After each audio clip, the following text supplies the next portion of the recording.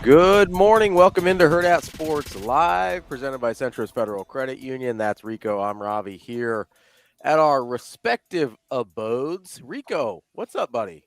How you doing, my guy? I'm doing good. How are you? I am doing fantastic. I realize my camera's a little dark right now, and I kind of feel bad, but It is. I You're don't in dark really. mode. You're in I dark wonder mode. if I wonder if I can get like a little ring light or something going on. I don't know. We'll see. We'll mess with some stuff. We'll see what can happen. But I'm doing great, man. How was your Thanksgiving? Did you eat all Uh, of the dry turkey? no, I had zero turkey. I had no turkey at all. You know what we did for food yesterday? What? This is going to be sacrilegious to some. It was good though. We did a nacho and taco bar. That was Thanksgiving. I can't, What? You told me you were doing that, and I still can't. You didn't think you didn't believe me? No, I knew you would. Like I knew you were going to. I don't like it. I Why don't like not? it. Why not? It was It's good. because it's not it's there It was like good. there are very few like holidays that I'm like, you need to respect tradition. You need to do exact like you need to and then Thanksgiving is one of them. Yeah? Thanksgiving is it's I respect Thanksgiving so much. Maybe it's because I'm a November birthday. I respect Thanksgiving so much that I refuse to do anything Christmas related until after Thanksgiving, which is why I now have the Darth Vader Christmas shirt on because it's after Thanksgiving. So now I'm all in on Christmas. Yeah, so we're very much Christmas people. We're a Christmas family, not so much a Thanksgiving family. I Hmm. think I've told you that. So my wife loves decorating for Christmas. So we have ours is a November 1st rule. Once November 1st Mm. hits, she's allowed to decorate for Christmas. I used to be a Thanksgiving cutoff guy, but it Hmm. just makes her so happy. I'm like, I don't care. That's like I that's a can't. I can't do this. well, and I don't care really. Like I don't have a good reason to be like, oh, it's like I don't even like Thanksgiving that much. It's fine. Yeah, Like I don't dislike it. It's just as far as holidays go, it doesn't do a lot for me. And so I'm like, why do I care if we're skipping ahead to Christmas? That's cool. Like that doesn't bother. And because it makes you need to respect Thanksgiving. The why? Thanksgiving Why? Thanksgiving gets no respect, and I dislike it. It's one of the best holidays around, and nobody respects it. Everybody just wants to skip to Christmas. Yeah, I do want to skip to Christmas. Christmas is better. It's not. It's not. It's just not. I'm Headley sorry. says Like I Christmas is understand. Christmas is more important. Thanksgiving, more important than Thanksgiving. Birth of our Savior over pilgrims. Tough to argue. Tough to argue, Rico. I mean, Many are saying. Headley, without the pilgrims, we wouldn't even be here to celebrate the birth of our Savior. You know where it would be? In England, under a king Were they or a famous queen. king again? King Now now. it's a king again. King now. Um, I'm just saying, famously, England still also celebrates Christmas. So Yes, like, no, I understand, but do you want to eat English food? no, English food is actually I would rank it up there as some of the worst food out there. Exactly. It's pretty bad. So your Christmas would be fish and chips. I I don't do know. like I do like fish and chips. They do other stuff for I was so we actually have a couple friends that live in England, and they were doing like a roast with mushy peas yesterday, and I was like, "Oh, I'm out on that. I'm not doing Nope. mushy peas." Nope. I was like, Nope. See, exactly. So my without the main pilgrims, my main complaint about peas is that they are mushy, and you want me to eat them after you've made them more you mushy. you already mushed them and you want me to mush them more. That's a Hard pass. pass. That's a pass Also, for me. didn't the pilgrims come to America for like religious freedom? Yes, they did, which is why they So, would probably also agree that Christmas is more important. I mean, can't disagree with that one, but How was Thanksgiving how was your Thanksgiving, Rico? kind of it was great. Went over Yeah. to my family's. We switch off holidays. So we were in Omaha with my family. We'll be up in Orchard for Christmas with Rachel's family for Christmas. But we were in Omaha and it was great. There might be some pictures coming out here shortly or in the next over the next few weeks that I was wearing or may not have been wearing. It could be AI, a pink Christmassy fuzzy overalls. Okay, that's a move. That is a move. So it could have been AI. I cannot confirm nor deny that, but it may have happened. You got to watch out. AI is getting out of control here, guys. It's Yeah, out of crazy. Funky Giblet says beans with breakfast. No, thank you. Agreed. I agree. Honestly, they eat more beans than I feel like anyone should. Yeah, too many beans. Feels like there's a lot of beans in the British diet. I've seen a British breakfast, and I'm not a fan of it. Yeah, it's like the Beans sliced and tomato. and the blood sausage. Like some people like blood sausage. Whatever. Like you can, but I don't need that for breakfast with beans and tomatoes. Maybe I'm immature. That's on the table here. We are. Could we call it something besides blood sausage? I feel like my chances of liking it are better if we just called it like I don't know, just anything else. Dark sausage. Sure. Just call it like There are times where like I'll see something, I'm like, oh, that looks kind of potentially appetite. Like I could eat that, and then they like say a name, and I'm like, never mind. Absolutely not. Yeah. Hard I pass. would look at that and be like, the beans are fine. It's weird for breakfast. I'm probably gonna pass on the tomato. Oh, sausage, that's nice. And like, oh, it's blood sausage. Like, no, I'm good. I'm done now. I'm good. Yeah, Dan Coyote, I have watched British school kids eat American food. My favorite one is when they try barbecue, and it seems like their tiny little British brains cannot comprehend what's happening to them right now. Yep. They're like, wait, this has been an option for food all along. What have we been doing? Especially with like the brisket. They're like, it looks burnt. Why would I eat that? Why is it burnt? And I'm just sitting there and I go, I'm like, eat it. Eat it, you're gonna love it. And then they do. And they or the video of the two British dudes who are in America who are at some barbecue restaurant and they go to try ribs and they have like a fork and a knife, and like the owner or a cook is like, what are you doing? And they thought they were in trouble, and he goes, put those down, just grab it with your hands and take a bite. He's like, what are you doing?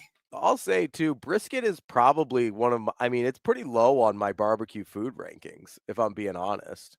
Yeah. Like, so it's very much, we talked about like lamb chops and pork chops on our very live show yesterday.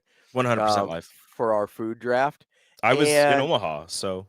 Which I appreciate everybody tuning into that. I told you a lot of people wanted to avoid their family. I was surprised.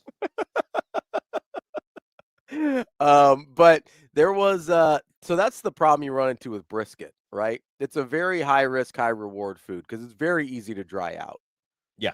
Like you can a dry brisket is inedible in my opinion. The first time I ever made brisket, unfortunate for me, was the day or like a few days before me and Rachel took like our day trip. We left the kids with her sisters, and we took a day trip down to Kansas City. Well, like a 2-day trip down to Kansas City, and we stopped at, I think it was like Q39, and got some brisket there. And I was just like, my brisket sucked. And she's like, they have like, look, they have awards and stuff. I go, nope, mine sucked. It was terrible. Yeah, brisket's really easy to screw up. It really is. You can dry that thing out in a hurry. Dan Coyote said they dropped a Thanksgiving one yesterday.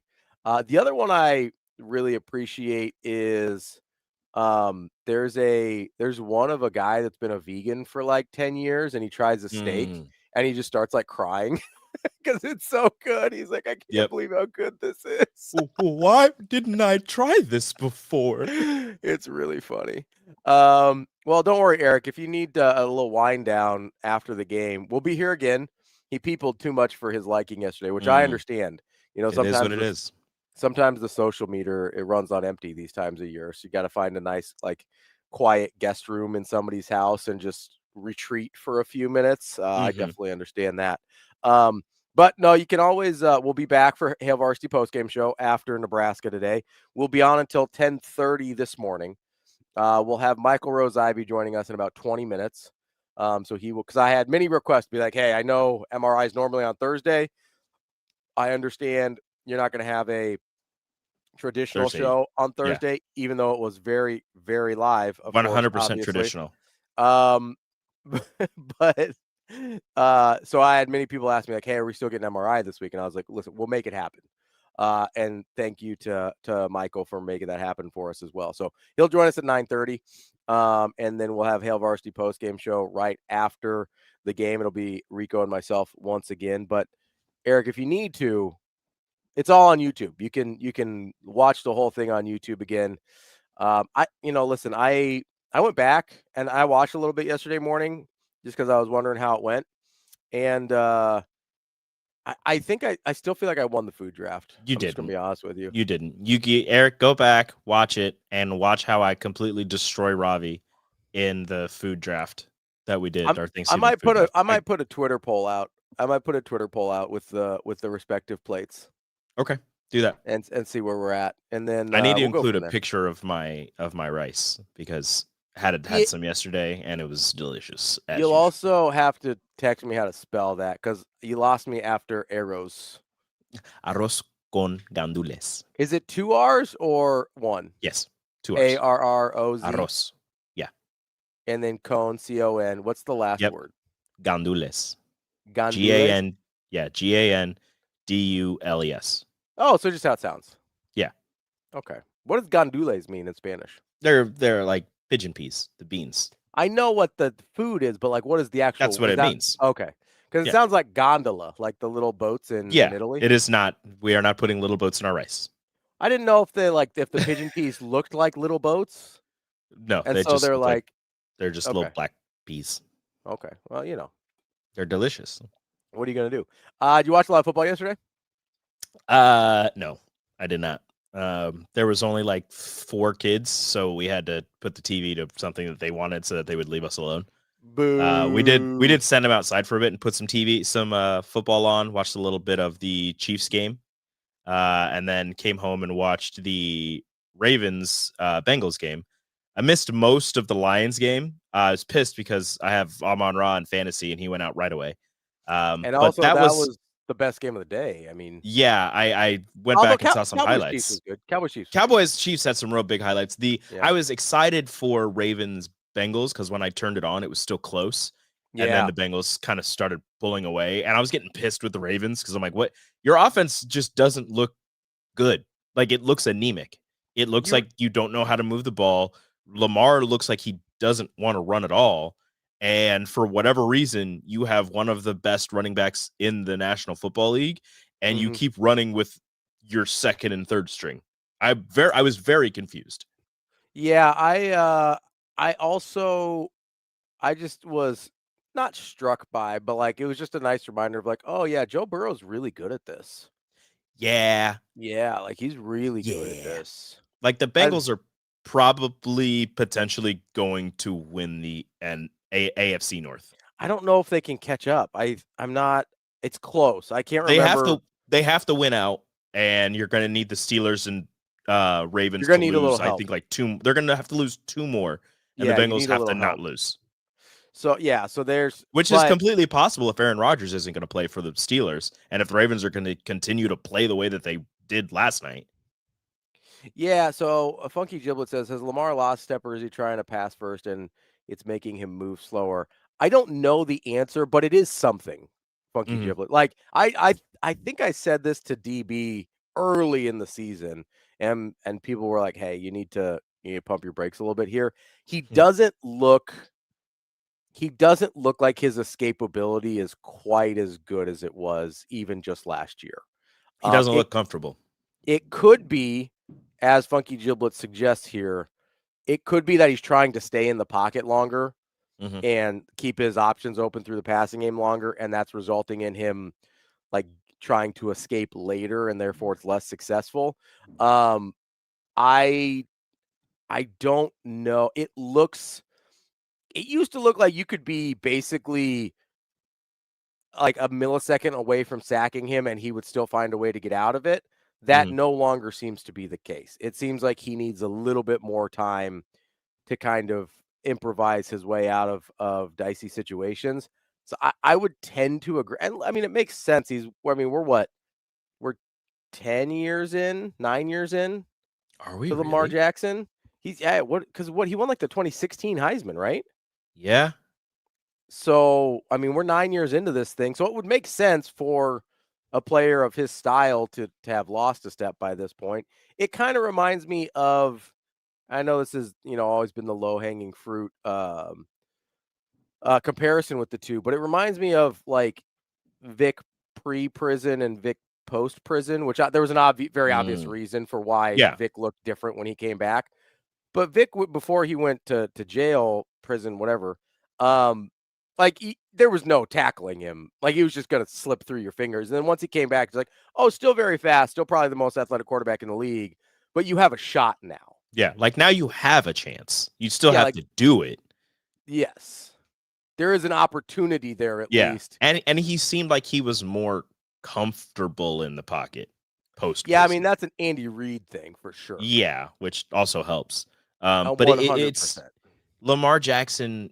It's strange because it looks like he's trying to stay in he's trying to become more of a pocket passer for whatever reason. Like he's always been a pretty good passer. He's always been a solid passer.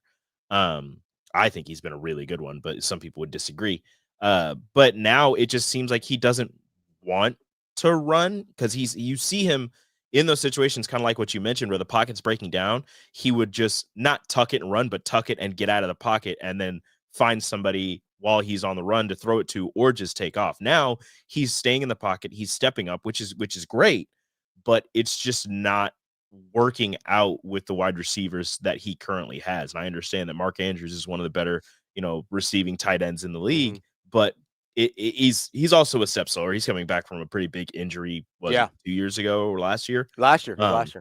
Yeah. So that's not working out for him. And then he seems to be sailing a lot of balls, which I couldn't break that down for you, but it just seems like a lot of overthrows, whether that's him putting a little too much mustard on it or the receivers running the wrong routes, whatever it is. A lot of them just seem to be going over the heads and into open space.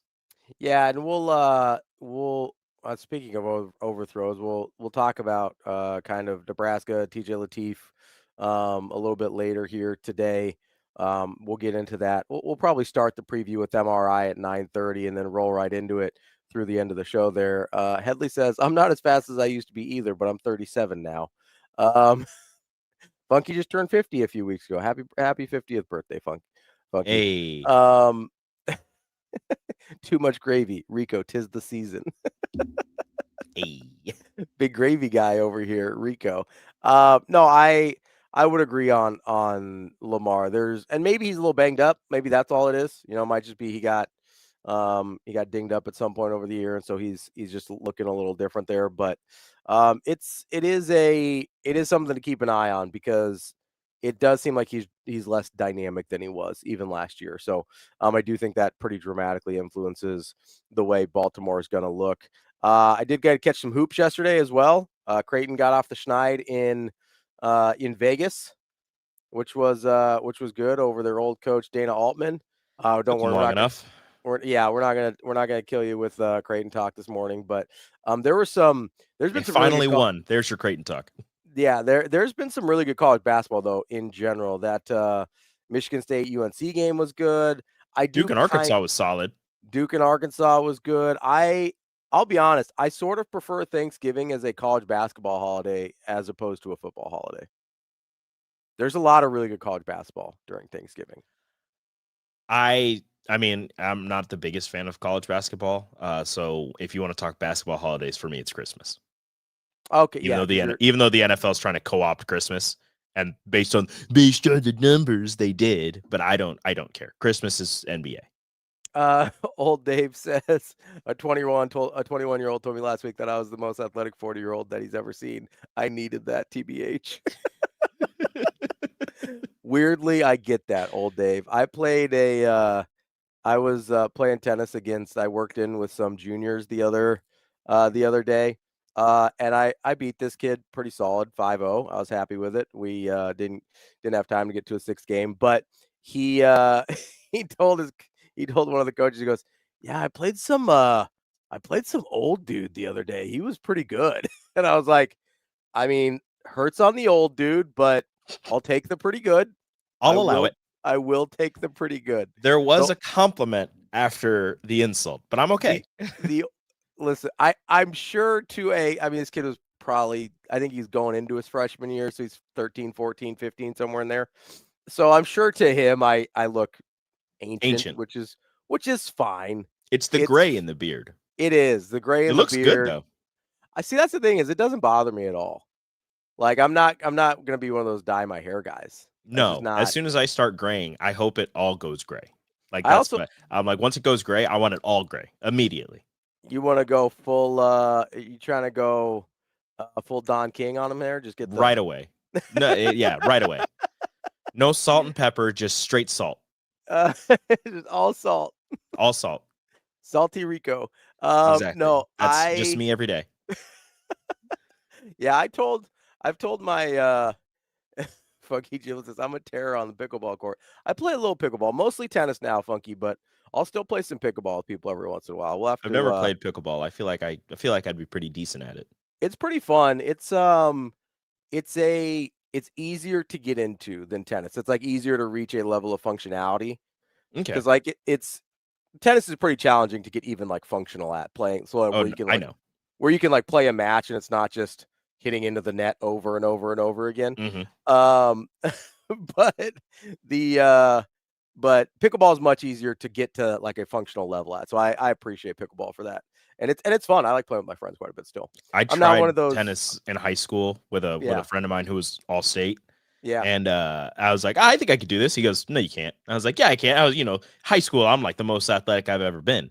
Yeah. And I'm skying it over the fences. I'm hitting it into the net. Like it's out of bounds every time. I can't get it inbounds. And he's just crushing me. And I'm like, this is impossible. And I think you're a wizard.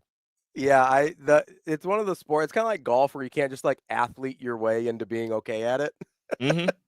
I was like, I'm super good at this. I was not. Turns Asian out Wyatt not super says good.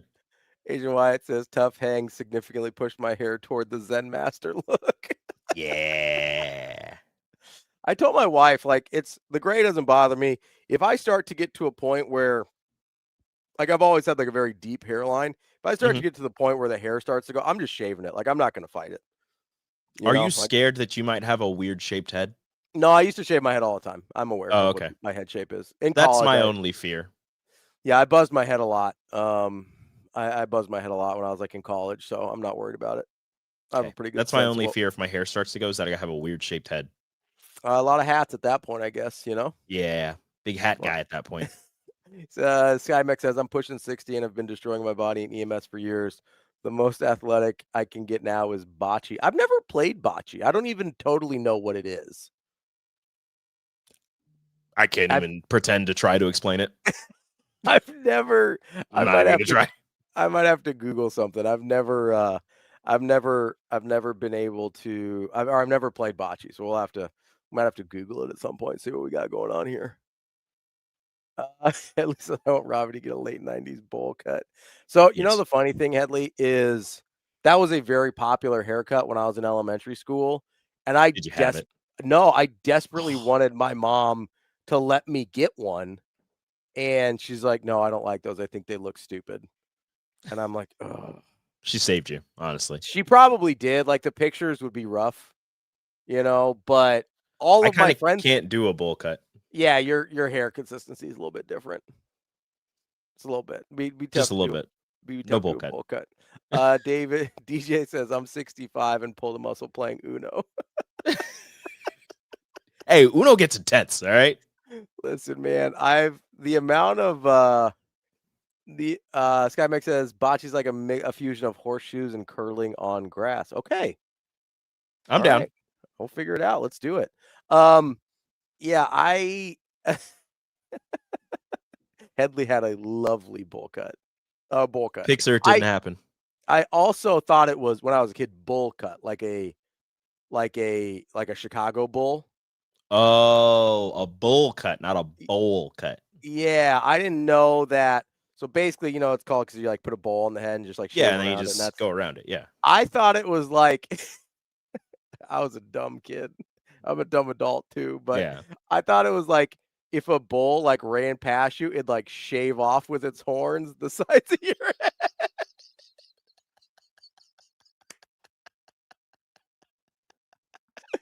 That is not what it is. That's not what it is at all. So yeah, that's Okay. what I I got that's nothing what for you. that's what I thought when I was a kid. I can't. I mean, I can't. I can't say that anything too much. Like I've had some dumb thoughts as well about stuff Thank like that. you, though. Dank. Dank Coyote thought the same thing. Thank you. I don't think that's the person you want on your side. Oh, I love Dank. He's one of my favorites in the chat here. I only figured that out like 3 years ago. Are you sure about that? Yeah, that's my guy. Are you sure about that, Ravi? Yeah, that's my guy. We're hanging with him. We're hanging with Dank. Okay. Well, listen, you gotta do what you gotta do. Yeah. Rico, do we have commercials today? Yeah. Okay, let's take a quick break here before we talk to our talk to our guy MRI and get a little bit we're gonna serious up, talk a little football, talk a little pregame here for Nebraska, Iowa. It's Iowa hate day, hate week. For me, it's always Iowa hate, but it's more concentrated, more focused today. But we're going to talk to our guy MRI here in just a couple minutes. That's Rico. I'm Ravi. It's a special edition of Hurrdat Sports Live. It's 0 days at Edwards Nissan. 0 down, 0 due at signing, and 0 payments until 2026. The Black Friday sales event is on. Give thanks, get driving. Drive a 2025 Nissan Sentra S starting at $199 a month for 36 months with 0 down and no payments until 2026. Over 39 Sentras ready to roll. Or sign and drive the 2026 Nissan Rogue SV all-wheel drive for $299 a month. 0 down and no payments until 2026. These 0-day offers end soon. Hurry to Edwards Nissan. It pays to make the drive to Edwards Nissan.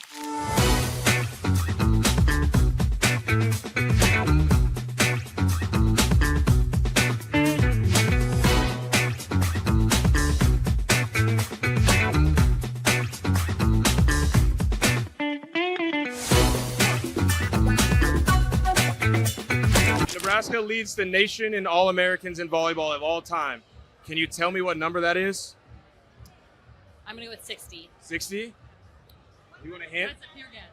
107. Is it in the 20s? It's in the triple digits. Oh. Huh? Who was our All-American from last year's team that graduated? Extra hint. Lexi Rodriguez. It was Lexi Rodriguez. Good job. You got that one. Good job.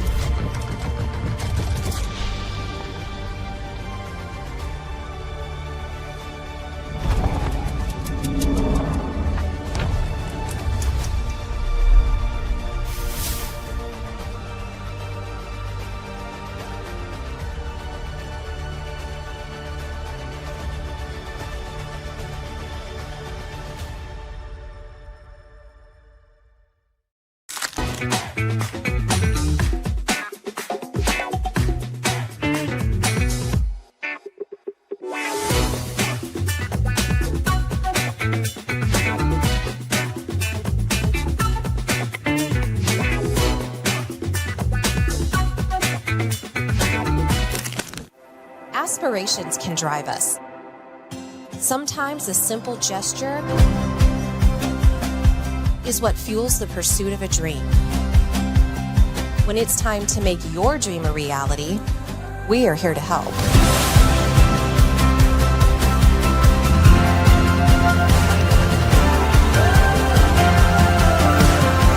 Centris Federal Credit Union.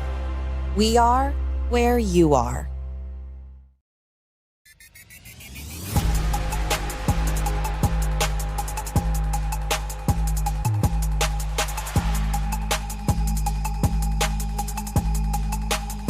Welcome back, Hurrdat Sports Live, presented by Centris Federal Credit Union. That's Rico. I'm Ravi here just at our houses, and we are joined now by Michael Rose-Ivey, MRI. What's going on, man? What's up, fellas? How you guys doing? Oh, man, we're doing pretty good. We appreciate you joining us. How was your Thanksgiving? It was great. It was great, man. Got to see, went over to my dad's house. He made a gauntlet of food. My favorite being seafood stuffing. I don't know if you guys ever had that, but seafood stuffing was top of my list to get on the way out. Then went to go see my uncle and came back home. So it was a good day, good opportunity to see family, be thankful, obviously, and all those things. So how about you guys? How was your Thanksgiving? It was good. I gotta say, I'm intrigued by the seafood stuffing. What are we working with there? I think it's shrimp, a little bit of lobster, maybe some crawfish. I have to ask them the full recipe, but just your basic stuffing just with some seafood in there. So it was perfect. I can get on board with that. I can. Yeah. Rico is a much more traditional Thanksgiving food person than I am. Rico. Yeah, I kind of heard. I heard the take a little bit earlier. I get it. He wants Thanksgiving once a month at least. Rico, are you on mute? I can't hear you, bud. I'll take your tacos and nachos up there. I don't know what you're doing, man. That seafood stuffing sounds. I'm not a big stuffing guy, but that seafood stuffing sounds pretty good. I'm not either. I'm not a big stuffing guy either. Like it's wasted calories for me on Thanksgiving, But you throw some seafood in there, then we talking something different. All of a sudden, you're talking MRI's language. right. Something I can get down with. Well, MRI, we've got a big one today. Obviously, Nebraska and Iowa. Before we get into that, I kind of want to rewind a little bit and look back at that Penn State game. Obviously, didn't go the way Nebraska wanted it to, but as you're watching that unfold and you're kind of seeing how the success that Penn State's having and how they're having success against Nebraska, what do you chalk that up to? Did you look at it as like, hey, this is a scheme issue, this is a talent issue, is it execution? Like, where did you see the disconnect between Nebraska and what it looked like against Penn State? All of the above. I think it was a mixture of all of it. I think, and you never go into a game thinking you're going to lose. And even I'm looking at the game and, there's a chance if you do this, you start to put, too many ifs on that. It's like, well, I don't know if we can actually, do what I'm saying we can, or I believe we can. Maybe from a fan perspective, or just being optimistic and just want to see those guys go out there and just, hey, the light flips, right? The switch flips on for them, and it just happens just to be the game that they do it. But the recipe was there. I mean, Penn State's been able to run the ball. Maybe haven't had the season they wanted, obviously, but they've been able to run the ball. Their running backs were fairly dynamic as I thought they would be in the run game and pass game. I thought, obviously, and I think we all come away from that, the passing game and giving up the yards we did there was kind of maybe a little bit more of a shocker, and I think maybe put more of a damper on that game than maybe what we expected. I mean, people come into the season, right, where everyone's chalking up Penn State as a loss, right? And, we probably talk more about that as we go, but just the expectation of what we're getting, the reality is I think we're getting the team that we just about expected, and I think you have to be able to ride that roller coaster, right, and be okay with being where you're expected to be, right, and you're still on track to make the progression as a program, especially if you can go out and win. I think a Iowa game is going to be it's a rivalry game, so it's going to be a back and forth, slugfest type of games. You can take care of the ball and win on special teams, make some stops on defense. But where they are this season and what happened with Penn State, I think it was something that I think during the offseason we expected, but obviously what happened with Penn State during the season, I think people thought that was a gimme game, 2 weeks ago. And that's again, the up and down of being a fan, of Nebraska, kind of the, 2 weeks out, we can beat them, but the week of we're, petrified and all this stuff. It's just that. So I think it was a little bit of everything, schematically. There's probably more talk to that. I'm just very interested to see how Butler transitions the defense from the spring from this year, not to like simulate through the season and get through it. But I don't think this is his structure. And I think there has to be some conversations about how does he go about getting more into what he likes to do. And that's going to be a conversation with the head man, and I think maybe there's a little bit of pull and tug from there that it's saying, hey, I want us to look like this and be like this and identify as this. And I think they're unless you start recruiting differently, right? And there's, again, don't want to put the carriage for the horse. We got a long show, but just a lot of everything from Penn State, and I think just program wise too, resulted in what we saw last week. Now that whole performance, and we talked about this, and Ravi and Damon talked about this last week. The performance in the run defense, is that more of an indictment on the defensive line or the linebackers needing to fill the holes behind the defensive linemen? I say at this point, it's a little bit of both, and just looking at as much film as I've looked at. Now, I'm not in the meeting, so I don't know the for short answer how they're supposed to fit it. But I just see a lot of either confusion or miscommunication of how the first level and the second level are supposed to play off of each other. I keep chalking it up to like inexperienced, backers playing behind, moving gaps, but I'd have to go back and simplify it's football at a certain point, right? And how are we teaching to get to those fits? How are we teaching the D linemen to occupy and maintain gaps? And that's where, like I said, I keep going back to just the structure of what they're trying to do on the back end and front end. Are they mixing too many philosophies, right? With having that third safety and being 3-3-5 team, but also playing 4 down, right? And getting to that more often than you are in your 3-man tight. So I think at some point you got to major in something, right? I think they're minoring in a lot of things defensively, and I'm interested to see what Butler's allowed to major in going into the spring, especially with new bodies and however they figure out this portal and all that type of stuff. But I think there's just there might be a disconnect on what the philosophies are, how we want to attack in the run fits from the first and second level, at least just from what I've seen as looking at it from a coach's standpoint, like how if I was to coach this or how I was to try to, give a solution to the problem. That's more so what I see. And that's not indictment on anybody, but that's just what the results have been for their run defense.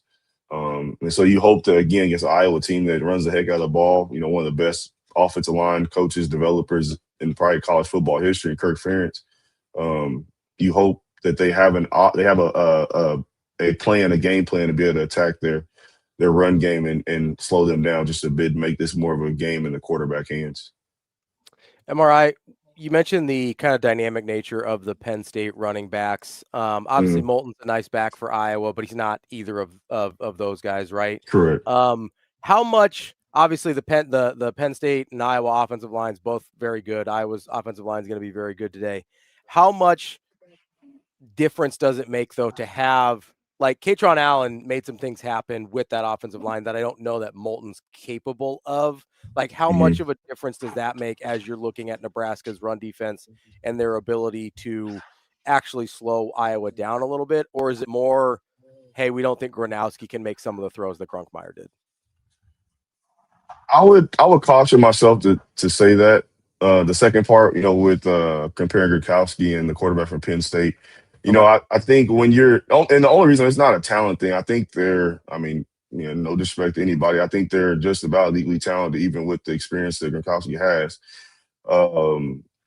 But I think with what Nebraska is forced to do to stop the run game, that always ends up hurting them in the pass game because now it opens up those seams behind the linebacker. And especially with Iowa, they're going to use their tight ends, right? They're going to use them on the boots in the flat. They're going to use them on the over routes over the top of linebackers off of the zone action and things like that. So I think that's where you look at these games that, we get into, right? We got to stop the run. We have to stop the run. Well, they still hit us on the run, but then the quarterback that we expected to stop, for 50% completion is down at 65, and it's all, 8 of 12, 10 of 13, those type of stats, but he's managing the game like he should. So I think with how Allen runs at Penn State, obviously, I think it's a difference in allowing your Jimmies and Joes to do the work, and more so how I think Ferentz and Iowa sets up the run game. They're definitely more chess with it, right? They are almost in their zone scheme is like running against a wing T offense, right? When they have if-thens, right? So they run a play, we run inside dive and a wing T, right? And the DN crashes, they have a play right now to go to now counter that, right? And that's kind of how their run scheme is set up, right? With their inside zone, mid zone, outside zone. You're going to see every form of it. So the thing I worry about with a lighter front, right, is now being on the move, right? And now whether you're doing movement or not, stunts or not, right, on those wide zones, those things like that. You got a lighter front on the move, and now those cutbacks give you problems, right? And that's where those linebackers and third level guys have to know how to fit off of moving fronts, moving linemen, and just being able to mirror the back. I mean, a lot of football talk there, but just being able to mirror the back and fill in the flow of the O-line, but not just committing straight to a gap. And I think that's a philosophical thing for some defenses, right? We want to be one gap and attack things, but just I think it better suits you to cover all areas in the run game and the run fit if you're able to stack those backers over those D linemen and be able to play off of them instead of telling them, hey, you have this gap, you have to fit here, and then you're wondering why it's not fitting on Saturday or Friday in this instance like it was fitting on Tuesday. So I think that it just gives you a little bit room for error at that second level, but they got to be able to fit. That's going to be the big thing off of those guys playing up front. MRI, I understand that they're, completely different teams with completely different structures, but for the most part, their offenses fit the same. Iowa and UCLA, how much of the game plan against the Bruins can Nebraska take over defensively to slow down Gronowski's running attack? Yeah, that's a good point there. I think he's not as dynamic, obviously, as Nico is, but I think he does provide some spark for him, and just enough to where if you're too heavy on the backs and you're too heavy focused on inside run gaps, that they can use him on the outside. They even done some more like true quarterback design, like counters and things like that, power reads and things, and made it 11-on-11 football, right? So I think there's some things you can take. I don't necessarily know if the spy on third down is going to be big for them. It could be, but maybe they're able to, press gaps on the inside or on the outside and force them to stay in the pocket and be able to have good rush lane integrity. But I think there are some things you can take from that game plan. I think more than anything, how they line up to the different formations is going to be important. Again, this is more structurally and philosophical, I guess, on how you line up. But I think in some instances when they're getting, when I say 3 or 4 man services, right? Meaning obviously on each side of the offense or the center, you have 2 offensive linemen. So, right, it's all automatically a 2-man surface. You had a tight end and maybe a wing back, and now you have a 3 to 4 man surface, right? And I think when you start to do that, you have to make a choice as a defense, right? Are we going to overload that side, right? Or are we going to try to take away, the strength of the formation with movement going to it and force the ball back to the weak side, right? And I think with the usage of Iowa's tight ends and what they do, I think it'll be important for Nebraska to get their alignment in front set to those tight ends and take away those strong side run games that they like to do with Gronkowski and just kind of power him in there and using it more so his I wouldn't say strength, but just his ability to kind of be a more physical runner and make guys miss tackles in the hole when going against them. So I think there's some things they can take with it, but also I think it's from what we saw with Nico and what he did at UCLA, I think there's some things you have to change up, right? And how you do that. Are you sending more run pressures? Obviously, it's going to be the weather's got to play into it, right? That has to factor into your defensive game plan. Do we have the wind? Do we not have the wind? And kind of how you're being aggressive throughout the quarters. I think that's a game within the game itself is how they're managing the wind, how that's going with your game plan as far as offense and defensively for Nebraska, as far as are we going to be aggressive or do we need to be more conservative so we're playing more field position? So that'll be interesting to see as well. Michael, when you're looking at Iowa's defense and what they do well, where do you see opportunities for Nebraska to take advantage of them offensively?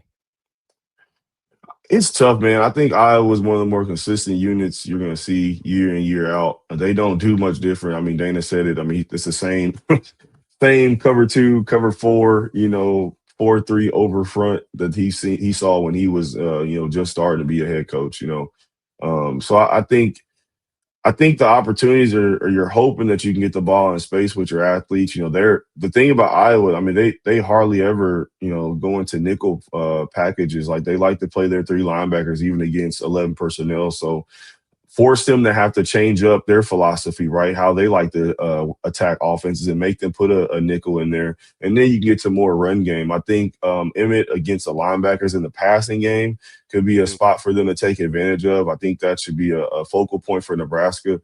You got to add Latif into the run game. Definitely with the weather the way it is, you would expect to see, again, a little uptick in design quarterback runs. and just getting options to where, again, Emmett and Latif are both one of the guys that could take the ball and make a play for Nebraska. Getting the ball downfield, again, wind being a factor, cold weather. We've seen what these type of games could be, 10-13, 10-17, close type of ball games with how the weather is. So how they manage, I think, again, the weather, the time management from Rule, are things going to be important in how they manage field position. And we've had some, go for it situations where I don't know if we necessarily should have, or maybe we're a little bit too aggressive. But just understanding those opportunities and when to take advantage of those are going to be important. But adding Latif into the run game is going to be important. Emmett versus those linebackers is going to be crucial in the passing game. But when it's time to complete passes downfield, can't be in too many third and longs, but when it's time to complete those passes, we got to be at least 40 to 45% on third and sixes, third and eights, that type of range. Because Iowa's defensive front, they're going to be tough. I don't know if running the ball is going to be as efficient as we've seen from Nebraska. As Iowa, plays the run very well. So we'll see. But I definitely think there's some things they can take advantage of, and they're going to have to be patient with those things, with how the weather is going to play out in the game. Michael, you think you kind of touched on it there a little bit with the kind of aggressiveness and decision making, with the range in which these games have typically been played, just from a point standpoint. Is this for you kind of a, hey, take the points game, like whenever you get the opportunity? Yeah. I think it's take the points and take the field position, when you get a chance. When you get to those, those 40 to 45, 35-yard range where it's like, okay, we could try the field goal, or we could try to go for it, or we can, hey, let's take the 5-yard penalty and let's pin them back. I think those are things you have to think about, especially if Iowa offensive line gets to leaning right on your defensive front, and you get to that situation. But I think, like you said, I agree. I think the game management is going to be very important. And something that Rule has been criticized on. I think he's trying to continue to get better with that and try to figure that out. But it's going to be a game that's definitely going to show. We talk, the word progress. That's a very important word for the Husker fan base, is progress. So we want to see progress in the game management, today. And it's going to be one of those games that's going to, be an eyesore for you on your, going into the bowl prep and all those things, if there's some lack of it in this game versus Iowa, because it's going to be much needed. You talk about progress and field position. I said earlier that this game is going to be a really big Mike Eckler game. Like, this is a special teams game, and this will be a chance to see just how far Mike Eckler's taken this Nebraska special teams, especially against this Iowa team who has just been lights out for years on special teams. Do you agree? Right. Yeah, no, I agree.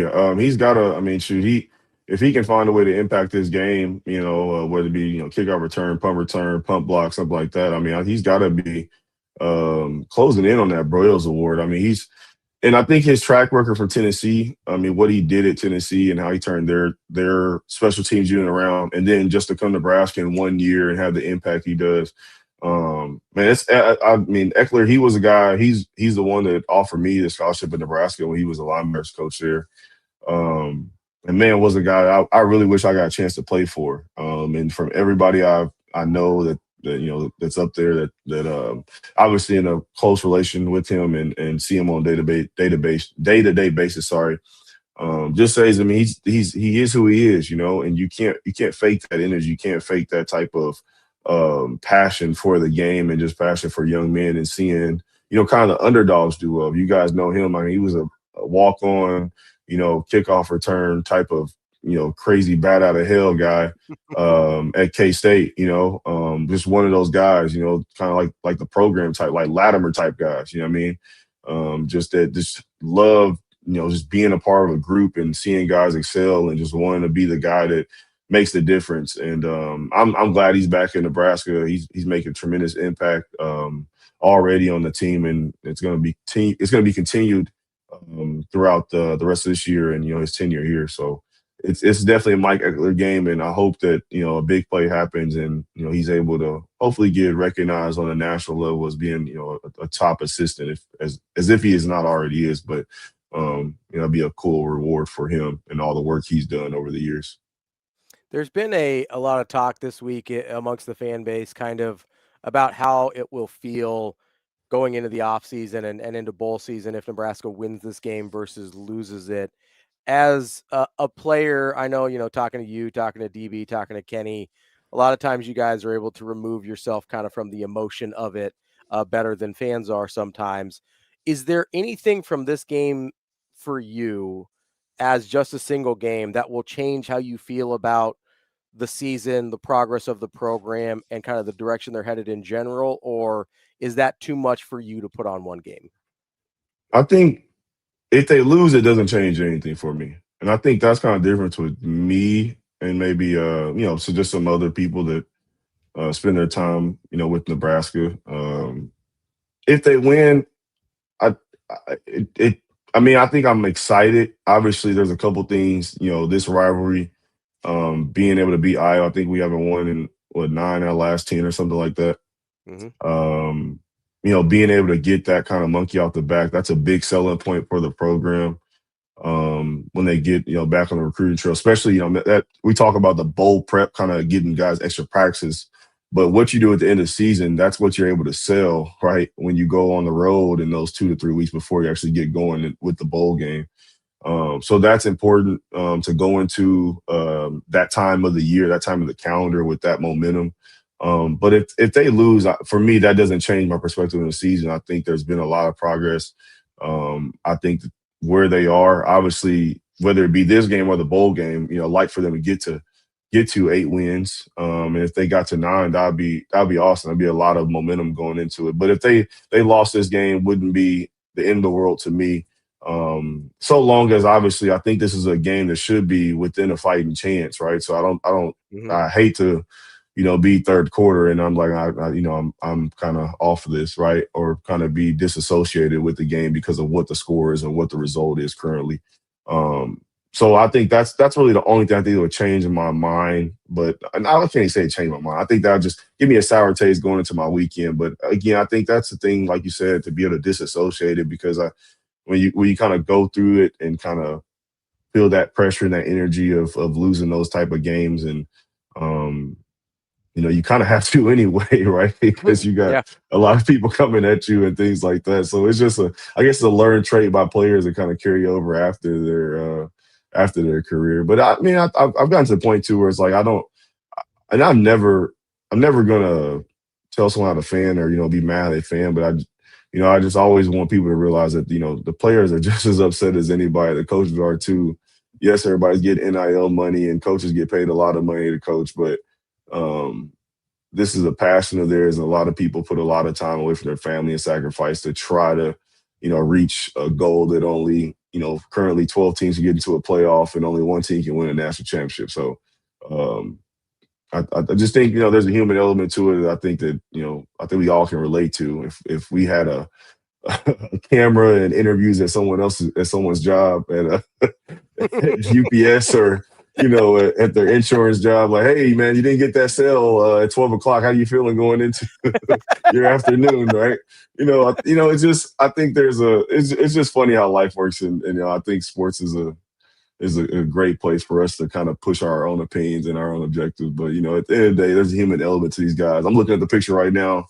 They just posted one last time. These guys playing the last game in Memorial Stadium. I still remember that kind of moment and that feeling. And I just hope these boys go play hard and keep support these guys no matter what. We say cheers the winners go by. In our day by day speech, then let's live it. That's kind of what I go by, at least.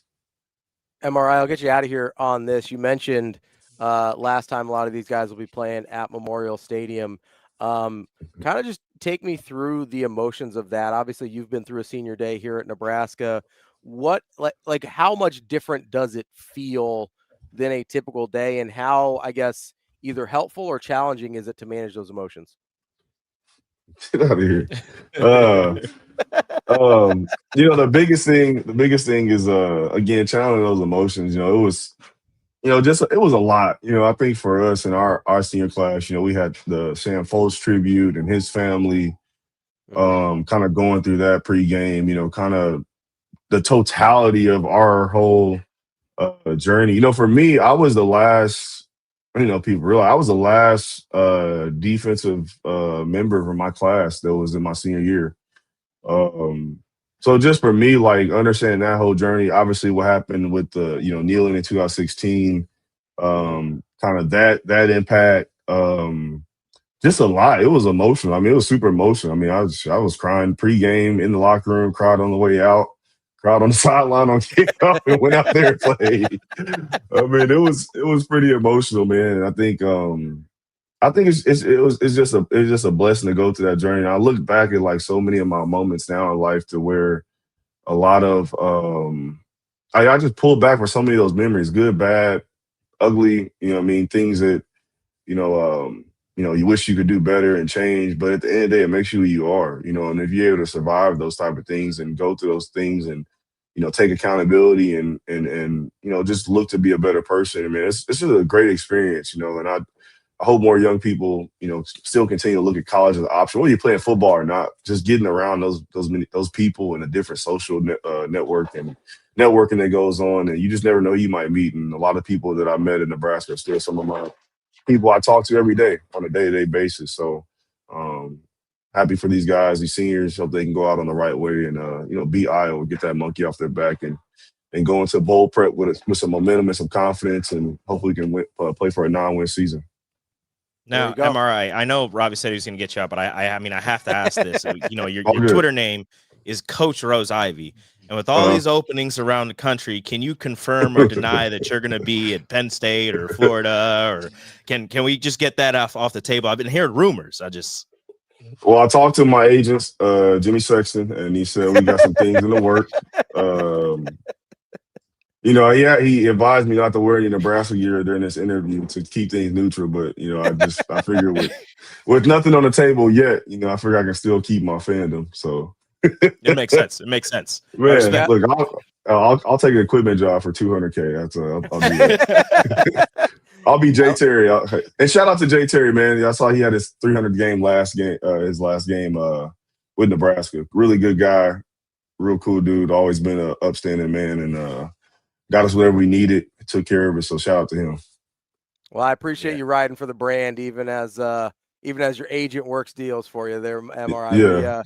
We appreciate. I'll just let you know always. I'm a pretty good special teams coach. Just Hey, look, we'll bring them on. Hey, one thing too. I see this holds the freshman tackle record. Rex Guthrie is I think about 8 to 10 tackles away.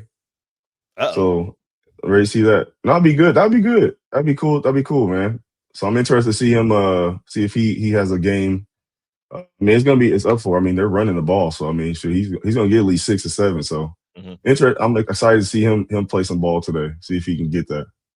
Rico just doesn't want to have to change the graphic. That's all. Yeah, I don't want to. It's a lot of work. I'll have to find something else. Just put an asterisk right there. It's all right. Yeah. I'll change the O to an E. Held for the freshman tackle. Held. There you go. Held.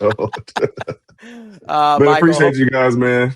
Yeah, man. Thank you so much for all the time you've given us this year. I'm sure we'll keep talking throughout bowl season and off season as well. But I just hope we've had a great Thanksgiving break, and we'll talk to you again soon. Yeah, appreciate you guys, man. Go Big Red. Let's get a win today. There we go. That is our guy, MRI, former Husker, currently holds the freshman tackle record. Don't know if that'll change today or not, but appreciate his time as always. Good stuff there from MRI. Rico, let's take a quick break here. We'll come back and start getting into our thoughts on the game today, Nebraska and Iowa. That's Rico. I'm Ravi. It's Hurrdat Sports Live. The Black Friday sales event is on at Edwards Kia. Give thanks and get driving. Lease the 2026 Kia Sportage EX starting at $299 a month with 0 down. That's 0 down starting at $299 a month for the 2026 Kia Sportage. Bold style and tech-savvy comfort. Or upgrade to the 2025 Kia Telluride LX 4-wheel drive. Lease starting at $379 a month with just $999 down. Space, safety, and unmistakable style. Don't wait. These Black Friday savings end soon at Edwards Kia.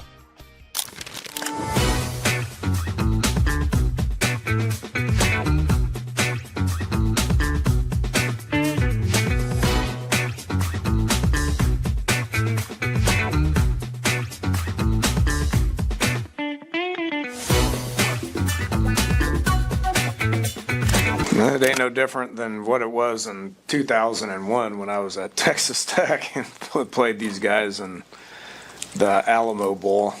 I'm being serious. I mean, it's just, they've been there, 25 years or whatever it is, and it's been the same forever. I mean, for them to be able to sustain it like they have is something that's very unique and probably never going to be duplicated again.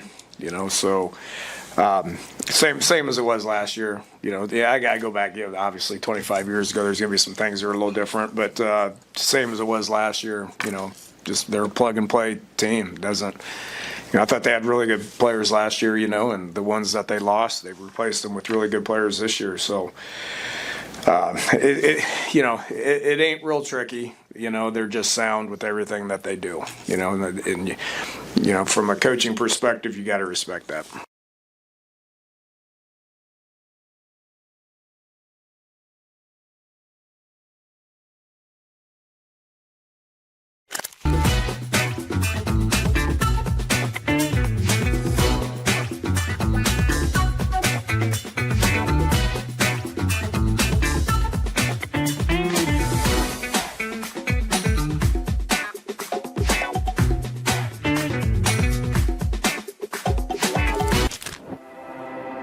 A successful financial future is built one coin at a time. Whether you're just starting out or a seasoned saver, we've got the financial resources and team of experts who will be with you every step of the way. Centris Federal Credit Union. We are where you are.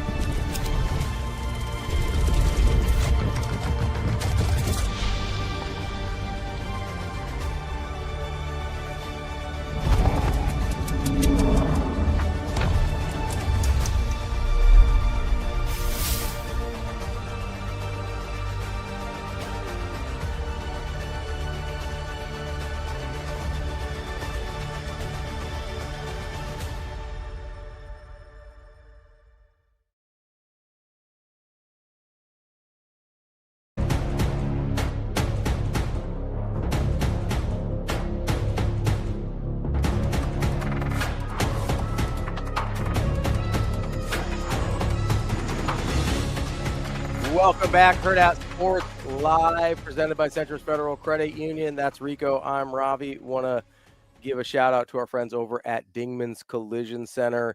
Anytime you've got an issue with your auto body repair needs, Dingman's has you covered. And hopefully, there's going to be some weather going on tonight. Hopefully, you don't run into any issues with the first winter weather event of the season. But we know some of us definitely will, and I'm sure that Dingman's will have you covered when that event hopefully doesn't occur to you, but if it occurs to you or a loved one, they'll get you covered. Go to dingmans.com to find out more, and they will get you taken care of with whatever you need for your auto body repair.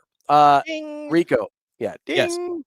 How are you feeling about the game today? I'm getting a lot of different kind of vibes about where people are at mentally. Really? A lot of like people. You're telling me that Nebraska fans are all over the map when it comes to an Iowa game? That's crazy. That's wild. In a season that probably hasn't been what a lot of people have expected. People are scared, concerned, excited, happy, glad, all over the map for the final game of the season against a team that does everything that Nebraska struggles with. Yeah, I think there's I think consternation could be a word that I would use. I think there is I think there's some I think there's some concern here. I also think there's some optimism. Um, I don't know. I think it's really interesting where people are at, and I think it has a lot to do with what we saw last week against um Penn State. Pennsylvania State University. I think it has less to do with them than it does, or I think it has more to do with them than it does Iowa, if I'm being honest. Mhm. Like, I think it has more to do with Penn State and what we saw there, which is fair. I mean, you have to use the information at your disposal um, to kind of inform your decision and your feelings of how the game's going here. But I don't know. Like, I expect this to be a close game, kind of like they all are with Iowa, right? Like, that's sort of just what this game has turned into. It sounds like the weather's probably going to hold off in terms of precipitation until Which after is the good. game. It's still gross and cold outside and Gross. pretty windy. I gotta say, gross and cold and windy, I think, is the one that I think the wind is going to be the biggest factor here. Iowa's in Which heaven right now. I was going to say, which I don't probably doesn't affect. It probably affects Nebraska more than Iowa because Iowa is just Iowa. But I also think if Nebraska plays the way they want to, they're certainly not. They're certainly not throwing the ball as many times as they did last week, right? Like, we talked about that earlier in the week, where 37 pass attempts was just not a winning formula for Too many. Nebraska. I think they'd like to be probably about half that.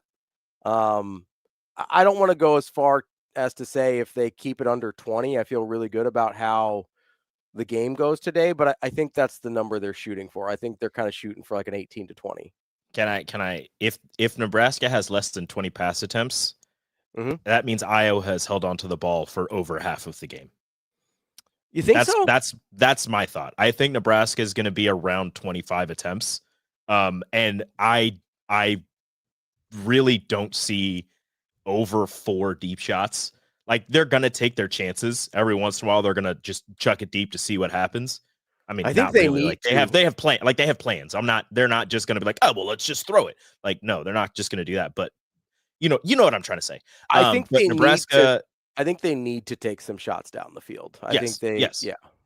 They need to take some shots down the field, and I think there's going to be a lot more. If they can't run the ball between the tackles, you're going to see a lot of kind of what MRI said, a lot of throws to Emmett out of the backfield when he's matched up on a linebacker until you force them to bring somebody else in, and then you can start running the ball. But Nebraska is going to utilize the short passing game, the passing to the running back out of the backfield, as an extension of their running game, because you're going up against another team that loves to run the ball and is really good at stopping the opposing team from running the ball.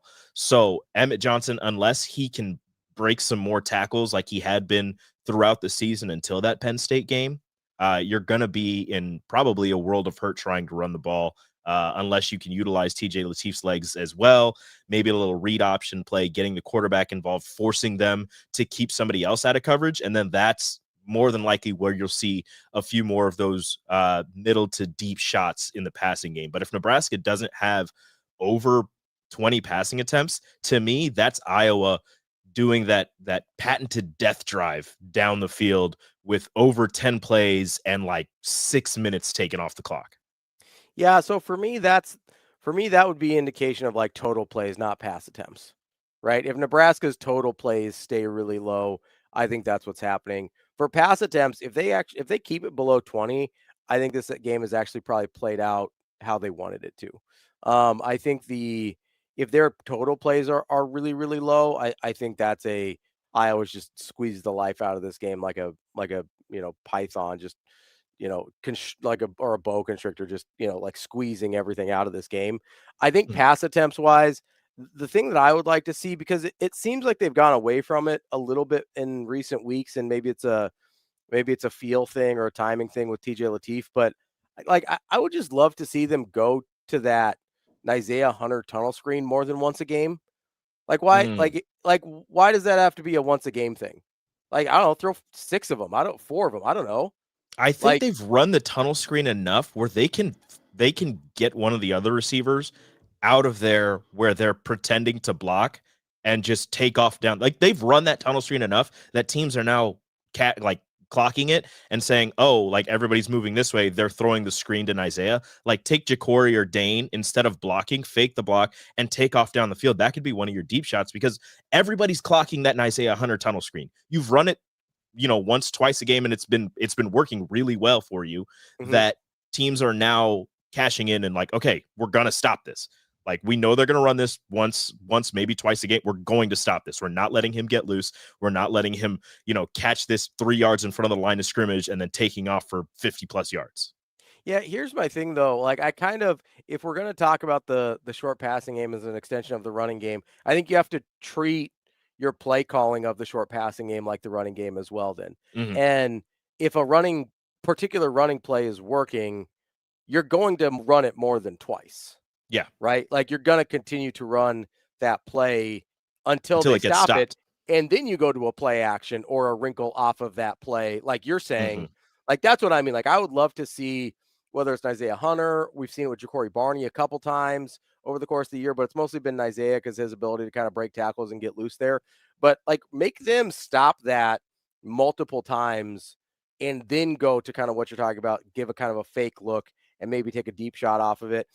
I'd like to see them treat like if that's the route they're going to go. And like you said, with MRI and having Iowa kind of in their base defensive formation, you may get some matchups with linebackers on guys that you maybe wouldn't want to, whether it's Emmett Johnson or maybe this is a, maybe this is a Carter Nelson game. Carter Nelson's a bad matchup for linebackers. Yeah. Well, I was just going to say, DBJR in the chat, the tight end room, it should come up. Sure. Luke Lindenmeyer has been way too quiet the past few weeks.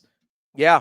And there has not been enough Luke Lindenmeyer mentions in games for my liking. The way that he was tearing things up early in the season, and then it just seems like either he's just run blocking more, you just haven't gone to the tight ends as much, I think is a disservice to what he is able to provide for you. And yeah, you're right. Carter Nelson being a tight end, but being wide receiver. He's a bad matchup for every linebacker.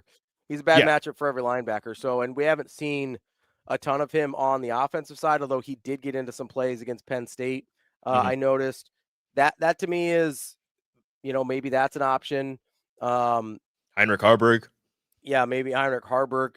Listen, use him as a tight end. Stop putting him under center for short yardage. Like have him throw a pass out of that short yardage situation. If you're going to you keep putting him in there, you keep having him try to sneak the ball, which he keeps getting too high and push back. You keep having him hand the ball off. Play action with him.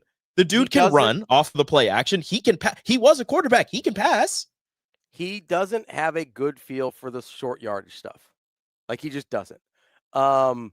He doesn't have a good feel for kind of the sneak. Like he doesn't have a good feel for the leverage and where he needs to be on it. If you're going to put him out there, you've run this all year, run the pass off it now. Like if you haven't been setting up the pass at some point, what are we doing?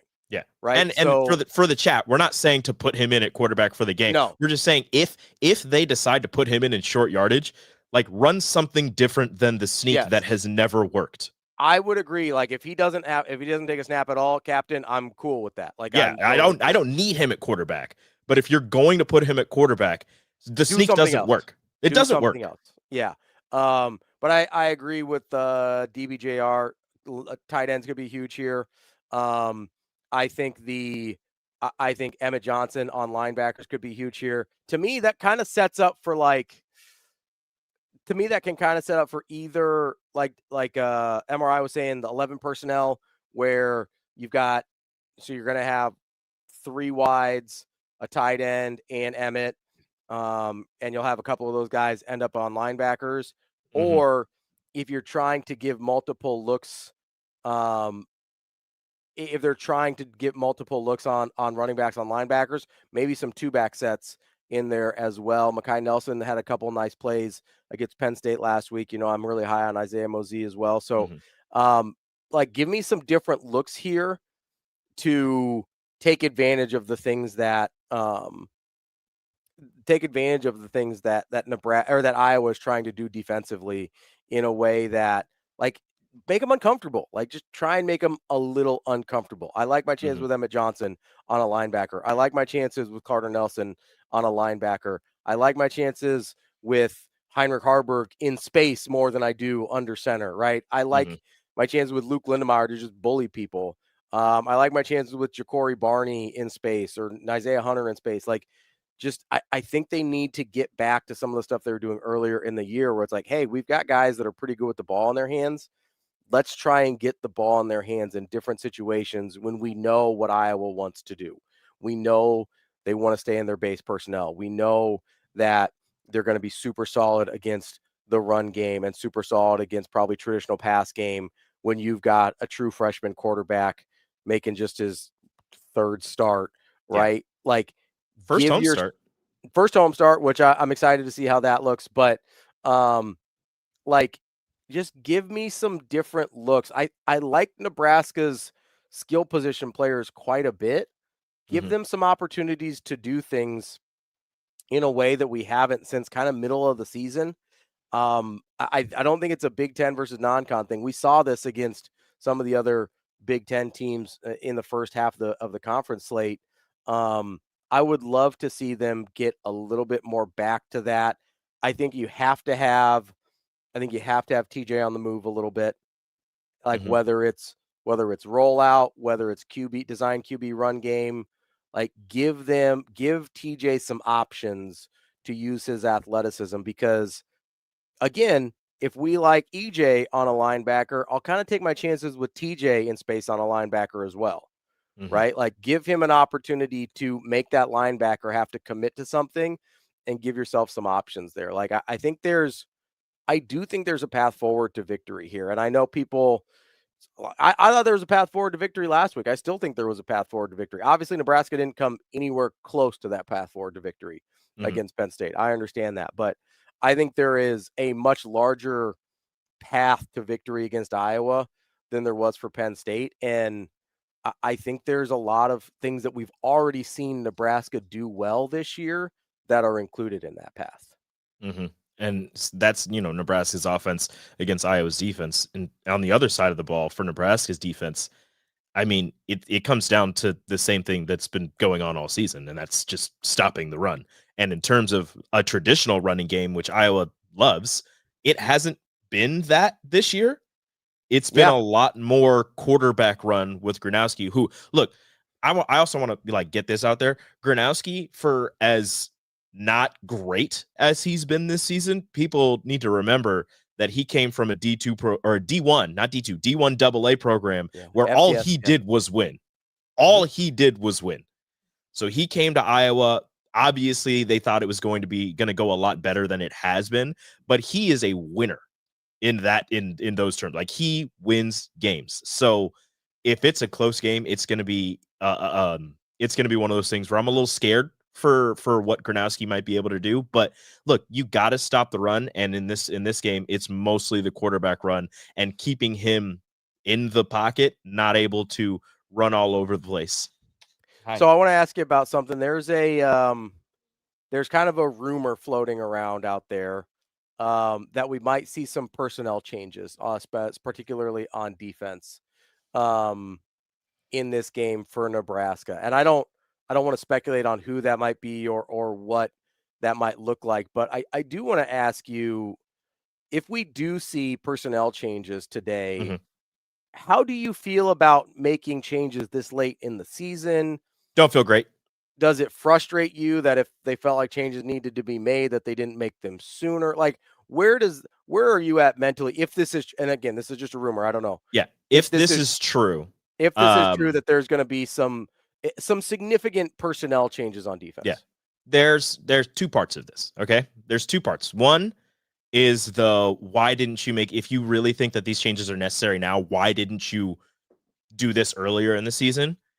And that's the extremely frustrating part, where if you felt like there was a need to change things, and maybe it's somebody who was hurt and now they're able to get him in, whatever. I don't know the rumors, but maybe that's what it is. But even then, why didn't you decide to make any type of changes earlier in the season if you're going to make them in the final game of the regular season? And two, it could be that you realized how terribly you played against Penn State, Mhm. And now you're like, okay, let's do this so that doesn't happen again. Like it's not a whole season. Like we've been looking at this and now we're deciding to make a change. It's just a one game to the next game, which happens, change for Nebraska on the defensive side, where they're like, okay, this didn't work. It was a bad matchup. And in terms of what Penn State did well against us and what Iowa does, this would probably give us more of an advantage in this game. So it's kind of a two-parter. I don't know which one it is, but I'm just going to say that I'm going to be a little bit frustrated depending on what the change is, if it happens, and who gets put in. Are you going to be more frustrated if it works? Yes. Because I'm kind of I'm going to be happy. Like if it works, Nebraska wins the game, I'm going to be like, hell yeah, we're going to have a Hail Varsity positive post game. But also I'm going to be like, where the hell has this been? So I'm very much, and I think this is where I differ from a lot of people who have ever coached, right? Is I try and project things a lot. That's just sort of a thing that I've always sort of been, whether I don't know if it's from my corporate life where I did like risk projections and things like that, but that's just sort of how my mind works, is trying to project things forward. And so DB and I talked about this last year, ironically enough, about playing younger guys with the on the defense versus kind of letting the old, because his argument was the older guys had kept you in games, even if it wasn't going the way you wanted to. Right. Like outside of a couple, namely last year, Indiana. Right. But outside of a couple games, and then I guess Penn State, and I would argue Minnesota, but if you're going to make the argument that Minnesota just nobody showed up, then that's a different thing. But if there is, I'm very much hey, we've kind of seen some of these cracks for a while. Let's go ahead and fix the foundation before it crumbles. And it seems like a lot of coaches, and listen, we're talking about two different defensive coordinators. We're talking about different defensive backs coach. We're talking about different D-line coach. Like, so different decision makers in this process for the most part, that both seem to think like, hey, this group has kept us in it. Let's keep going with that. Where I go, hey, I see it, whether it's some of the run fits against Michigan or, even like, some of the stuff early in the season where you're just like, I don't love how that looks for some of these guys.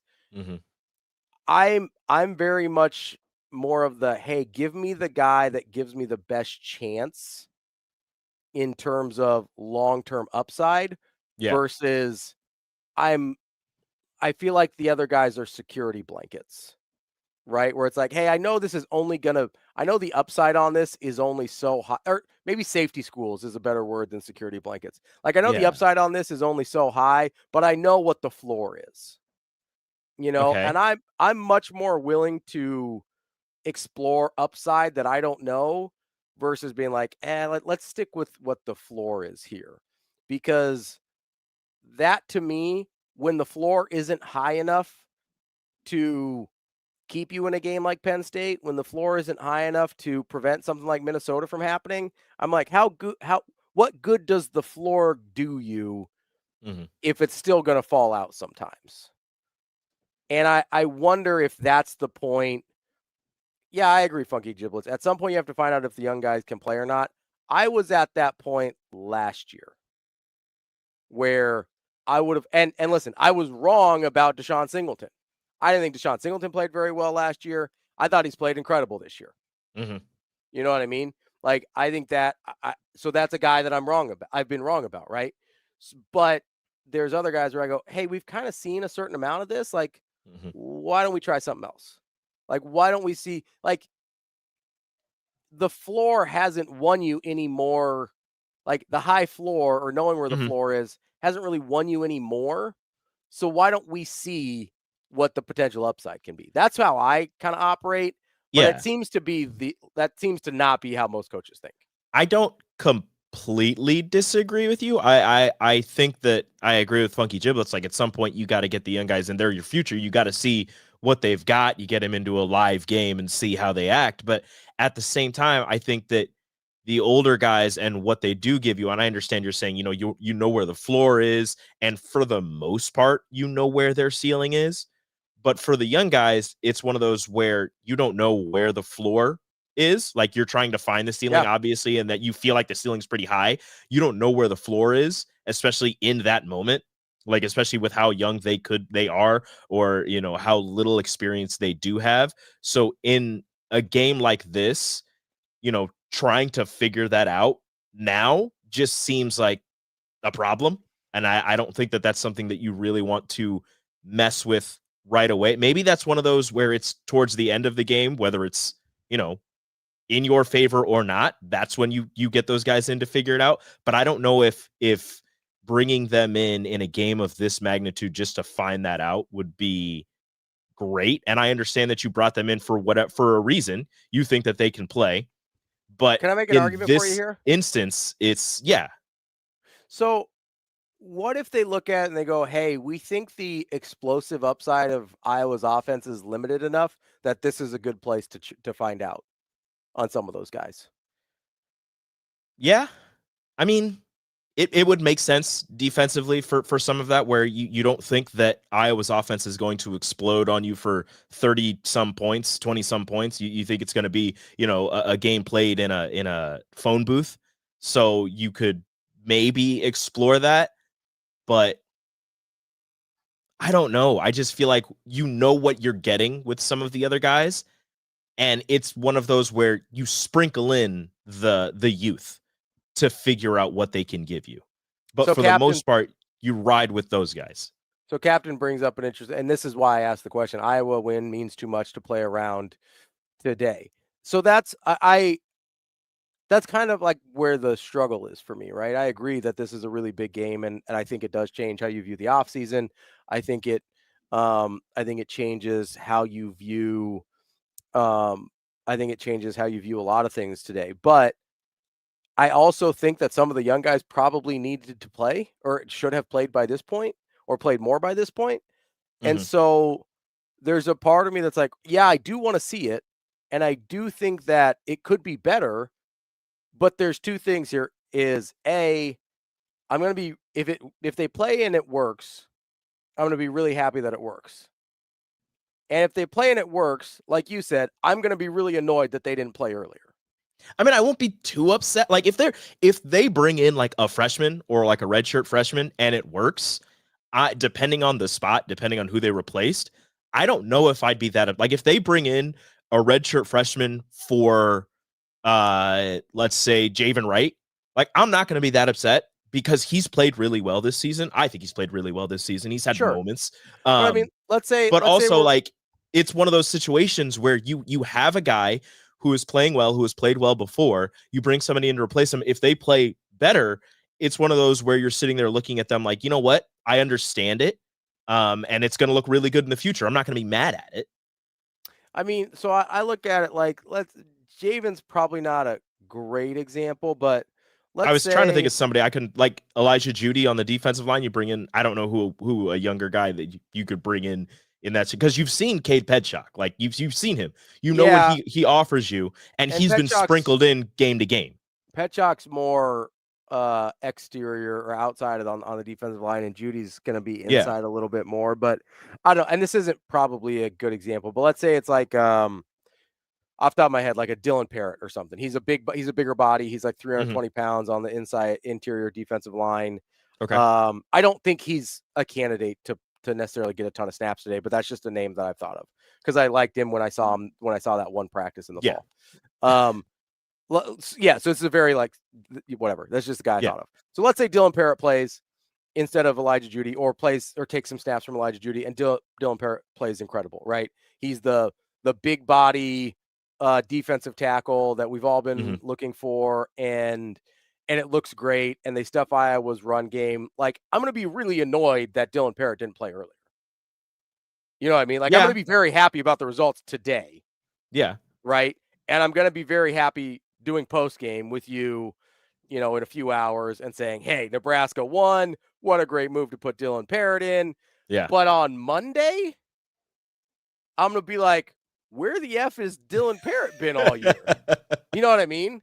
Yeah. Like, So that's like a really this is why I find it fascinating if the rumors are true that they're going to make some changes personnel wise today. Again, I don't know if they are, but that's been out there kind of in the Husker Twitter sphere and message board ether, like that's a thing that might happen today. So keep your eyes peeled. We're about done for the day here, Rico, but do you have a score prediction you want to put out there? Put into the universe?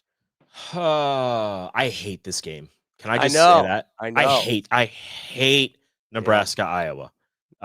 Shout out to the Heroes game though. It's great. Somebody asked for a nickname. We do have a nickname. It is called the Heroes game. It's the Heroes game, and it's great. Somebody did say maybe we should call it the Corn Belt game. But the trophy is like, I don't care for the actual trophy, but what it means and like the people they bring out, one from Iowa, one from Nebraska, who have been like that's really cool. And I really like that. The trophy kind of stinks. I think instead of football, it should be a corn, like an ear of corn. Like the NAB Preps Awards? Yeah, like the NAB Preps Awards. But I don't know. I'm going to say 3 touchdowns seems like a lot.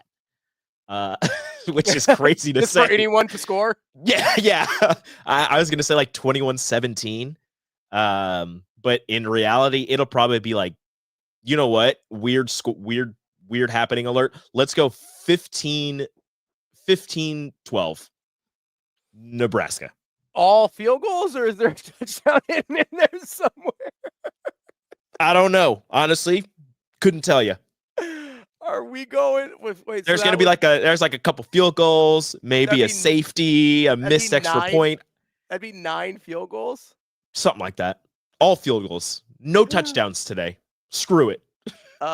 Thank you, Frank, for that little gift there. Yes, DBGR, we are doing post game today. It'll be right after the game. It'll be me and Rico on Hail Varsity post game. My prediction, I'm an eternal optimist when it comes to this team because, like I said this week, there's not a single game Nebraska's played this year where I didn't think they were capable of winning. I stand by that. Even with the way that Penn State went, I think they were capable of winning that game. And if I think Nebraska's capable of winning the game, I'm going to predict them to win the game. That's just how I am, right? Okay. I understand losses happen. I understand that they're capable of losing as well. But if I think they're capable of winning, I'm predicting a win. And I am predicting Nebraska wins to go to 8-4. I think they win 24-13. That's so many over. points. It's 37. I think that's still the under. That's that's so many points for Nebraska. I think that's still the under. We're going to check here real quick. I believe the over under is still in the 40s. It's 39.5. So 24-13 would still be under. 24-13 would still be under. I'm taking Nebraska 24-13. Okay. They're getting the win. I'll allow it. 8-4. We're going to have a great offseason. I need one weird happening from you. One weird happening? Like something, out of the ordinary maybe. For me, I don't know how, but I'm going to say Mike Eckler deserves the bag. Special teams touchdown for Nebraska today. Ooh, I was going to say a scoop and score. Ooh, okay. Defensive touchdown? I think if Nebraska goes full Iowa on Iowa, I'm here for it. Yeah. I think Nebraska scoop and score.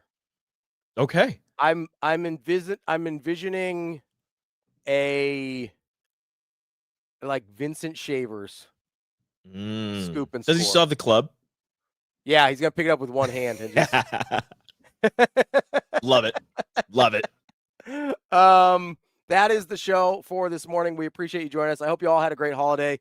Happy Thanksgiving. Happy Black Friday as we get ready for Nebraska, Iowa here. As I mentioned, Rico and I will be back after the game, Hail Varsity post-game show. So make sure you tune in and listen, let's go get this win versus Iowa. Let's go get win number 8 for the first time since 2016. Let's get after it, folks. Go Big Red. We appreciate you as always. Rico, we'll talk to you in a few hours. Adios.